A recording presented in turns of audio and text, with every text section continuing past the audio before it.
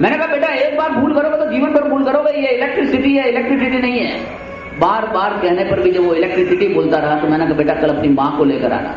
दूसरे दिन वो अपनी माँ को लेकर आया। मैंने उसकी माँ से शिकायत की, मैंने कहा आपके बेटे को इलेक्ट्रिसिटी सिखा रहा हूँ, वो इलेक्ट्रिसिटी बोल रहा है, वो गलत रास्ते पर जा रहा है, एक बार भूल करेगा तो जीवन भर भूल करेगा, आपका कर्तव्य बनता है, आपके बुढ़ापे की लाठी है, उसको समझाइए। तो उसकी माँ बोली सर मैं क्या करूँ, मुझे तो दिन भर शॉपिंग से ही फुर्सत नहीं मिलती, और जो थोड़ा बहुत टाइम मिलता है वो किटी पार्टियों में चला जाता है, और अभी तो वो छोटा है, अभी बेचारे की कैपेसिटी ही क्या है। मैंने कहा यहाँ तो वोल्टेज ही कम था, यहाँ बल्ब भी फ्यूज है। फिर भी मैंने हिम्मत नहीं आ रही। मैंने कहा बेटा अपने पिताजी को लेकर आना। दूसरे दिन वो अपने पिताजी को लेकर आया। मैंने उसके पिताजी से वही शिकायत की कि आपके बेटे को इलेक्ट्रिसिटी सिखा रहा हूँ, वो इलेक्ट्रिसिटी बोल रहा है, वो गलत मार्ग पर जा रहा है, आपके खानदान का चिराग है, वक्त से पहले कहीं बुझ नहीं जाए, थोड़ा समझ दीजिए उसको।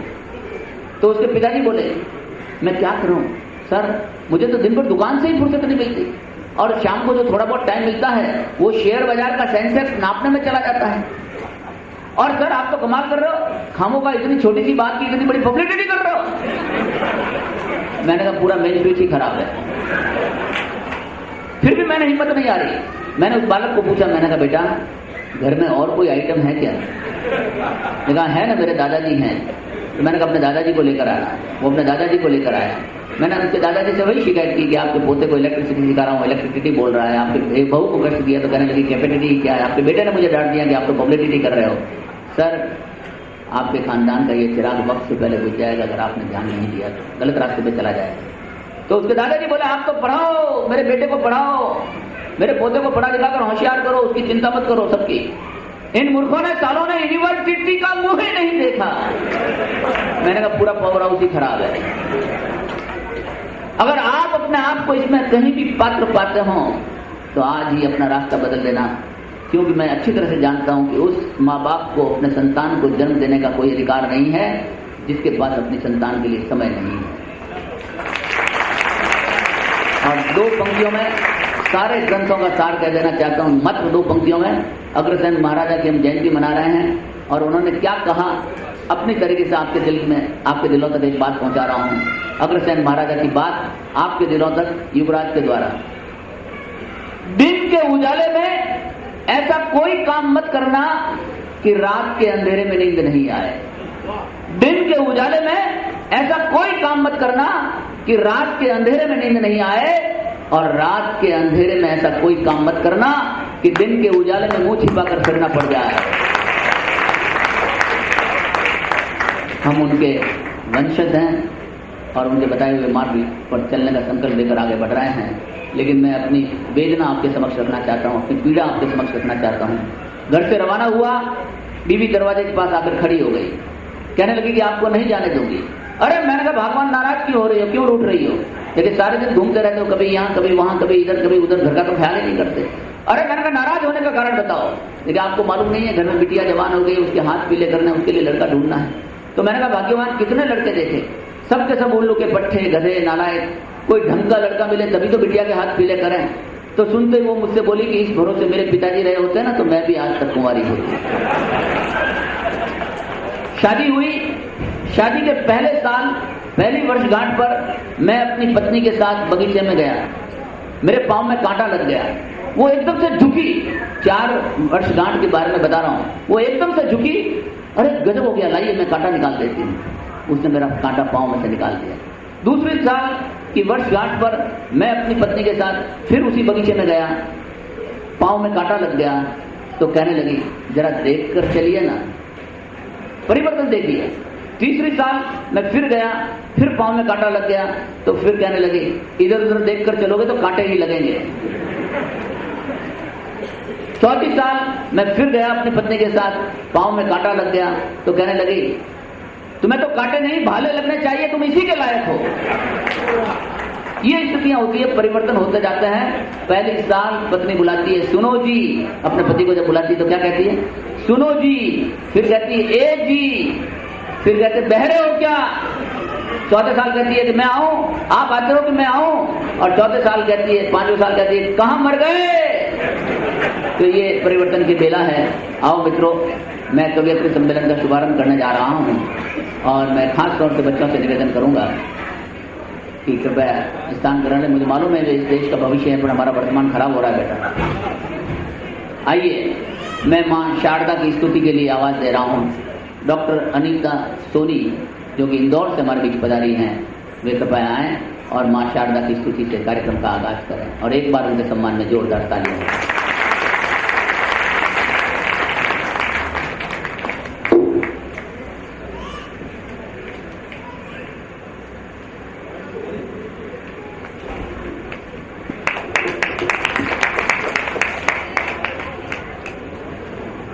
सर्वप्रथम माँ वीणा पाणी को प्रणाम करती हूँ।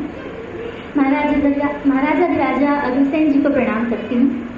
आप सभी के हृदय स्थल में विराजित आपके इष्ट देवों को प्रणाम करती हूँ। समस्त बंधुओं को, माता बहनों को प्रणाम करती हूँ।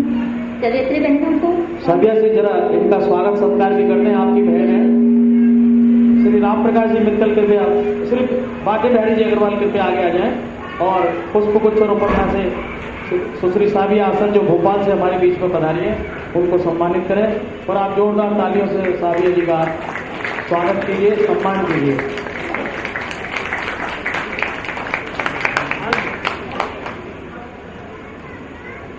मैं आप सभी को अग्रसेन जयंती की बहुत बहुत बधाई देती हूँ और इस शानदार कार्यक्रम कवियत्री सम्मेलन के आयोजन पर आप सभी को बहुत बहुत धन्यवाद देती हूँ। माँ शारदा की माइक यहाँ का बहुत ही बेस्ट है और भाई साहब तो ऐसे बैठे हैं कि वही आज के चीफ गेस्ट है।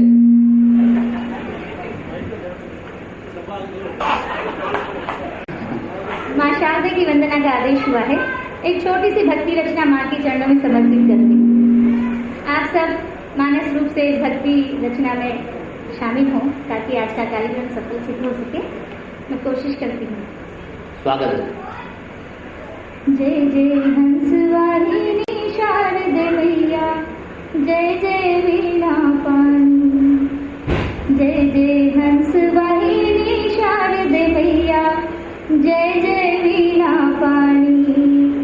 तेरी दया की महिमा से, तेरी दया की महिमा से हमको है मिली ये वाणी। जय जय हंस वाहिनी शारदे मैया, जय जय वीणा पानी। माँ तेरे गुण गाने को रहता है मेरा मन तत्पर। माँ तेरे गुण गाने को रहता है मेरा मन तत्पर। चांदी के पन्ने जैसे मन पर सोने के अक्षर। करुणा की शाही से लिखी, करुणा की शाही से लिखी तूने कृपा कहानी। जय जय हंस वाहिनी शारदे मैया, जय जय वीणा पानी। तेरी दया की महिमा से, तेरी दया की महिमा से हमको है मिली ये वाणी। जय जय हंस वाहिनी शारदे मैया, जय जय वीणा पानी। माँ तेरी ममता का मैं सबको एहसास दिलाऊं। नफरत से जलती दुनिया को प्यार का पाठ पढ़ाऊं। प्रेम सुधारस बरसाने की, प्रेम सुधारस बरसाने की मैंने तो है ठानी। जय जय हंस वाहिनी शारदे मैया, जय जय वीणा पानी। इस समय ये बंद बहुत प्रासंगिक लगता है तब पढ़ती हूँ। हिंदू मुस्लिम सिख ईसाई सब तेरे बेटे हैं। हिंदू मुस्लिम सिख ईसाई सब तेरे बेटे हैं। ज्ञान कला कविता के तेरे अंक में सब बैठे हैं। मिलजुल कर हम पिए प्यार की, मिलजुल कर हम पिए प्यार की गंगा का ही पानी। जय जय हंस वाहिनी शारदे मैया, जय जय वीणा पानी। और अंतिम बंद वैयक्तिक बंद है जो मैं अपनी तरफ से माँ के चरणों में समर्पित करना चाहती हूँ। अगर मेरे विचार आपके विचारों से मैच होते हो तो आप भी समर्पित कर दीजिए। स्वागत है। जीवन के पथ पर मैंने तो कितनी ठोकर खाई, जीवन के पथ पर मैंने तो कितनी ठोकर खाई, अपना पराया सुख दुख तेरा मेरा समझ न पाई, तेरी कृपा हो जाए तो माँ, तेरी कृपा हो जाए तो मैं भी हो जाऊं सयानी। जय जय हंसवारी शारद मैया, जय जय मीना पानी, तेरी दया की महिमा से हमको है मिली ये वाणी। जय जय हंसवारी शारद मैया, जय जय मीना पानी। भाईचारा बढ़ा सको, मुझे ज्ञान ऐसा दीजिए। कुछ हमारी बहनें बीच में उठते जा रही हैं, मैं उन्हें श्राप देता हूँ कि रात को उनको बुरे बुरे सपने आएंगे।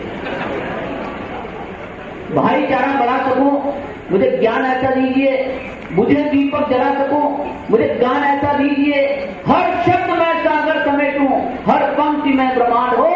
हे भगवती माँ शारदे, मुझे वरदान ऐसा दीजिए, मुझे वरदान ऐसा दीजिए।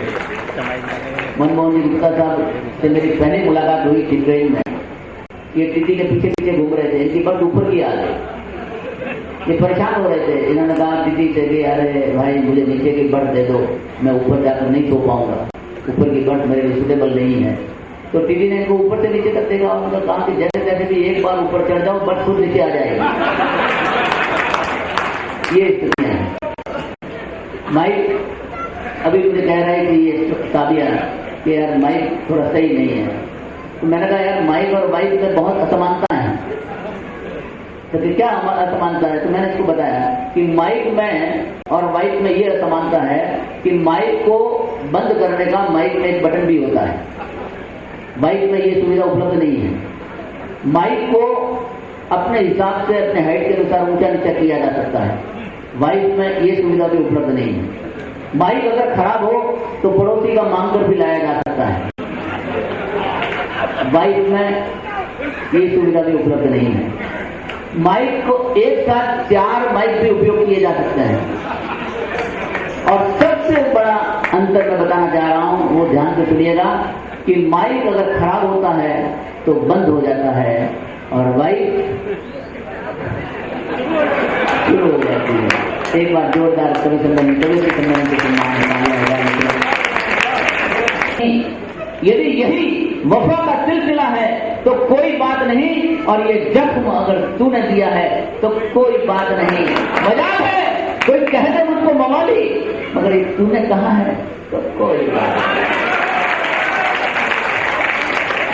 देखिए युवराज जी, मुझे मालूम है आपकी मांझने कैसे है। मैं तो एक ही बात कहूंगी कि जनता की जमा पूंजी ये सारी लगता है, जनता की जमा पूंजी ये सारी लगता है। मुझको तो नजरों के तीर का शिकारी लगता है, और हाथ फैला कर मांग रहा है दिल, मुझको तो जन्म से भिखारी लगता है। और भिखारी कर भी क्या सकता है? तो ये कह सकता हूँ कि अपना वादा जीवन भर तेरे साथ निभाएंगे, अपनी दोस्ती का वादा तेरे साथ हम हमेशा निभाएंगे। अगर ऊपर जाएंगे तो तुझको भी साथ लेकर ही जाएंगे। मैं तो 4 पंक्तियां पढ़ती हूँ और बात आपको पसंद आए कि उम्र देखिए और ये पंक्तियां सुनिएगा, तो बात अच्छी लगे तो जोरदार समर्थन करिएगा।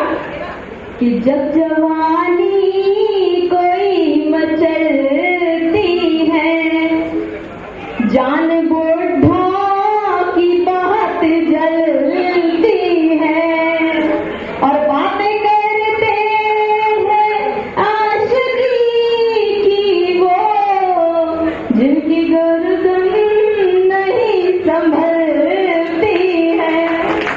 कौन कहता है कि बूढ़ों को प्यार का हक नहीं होता?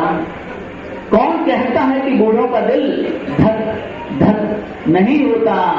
अरे बड़े रंगीन होते हैं ये बूढ़े, पर किस्मत इनकी अच्छी कि बूढ़ों पर किसी को शक नहीं होता।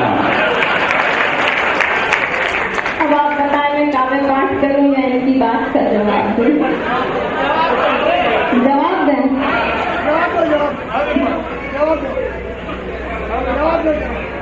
अब दोनों अलग अलग बोल रहे हैं, मैं क्या करूं?